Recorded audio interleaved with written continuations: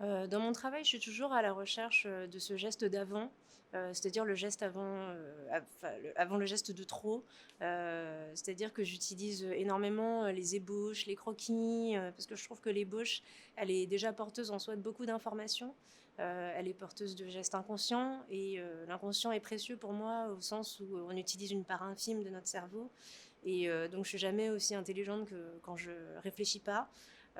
Du coup, je suis très attentive à cette collecte de ce que je pourrais appeler des déchets d'atelier que je viens sublimer en quelque sorte au sens d'une transformation chimique dans un va-et-vient entre des gestes conscients et ces états un petit peu moins finis sans forcément avoir de hiérarchie et je les traite au même niveau en fait.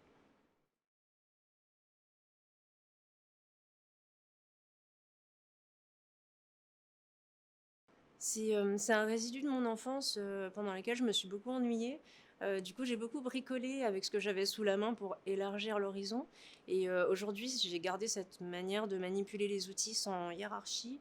Ça me permet de faire dialoguer des écosystèmes avec des logiques très différentes, qui, ensemble, en fait, produisent un nouveau langage. En gros, ma pratique, c'est une sorte de journal de bord, dans laquelle je me sens libre d'utiliser tous les outils de production d'images dans une sorte de questionnement quotidien en fait sur l'image au sens large. D'ailleurs, parfois, l'image prend forme de sculpture ou la peinture devient sculpture. Voilà, c'est très ouvert.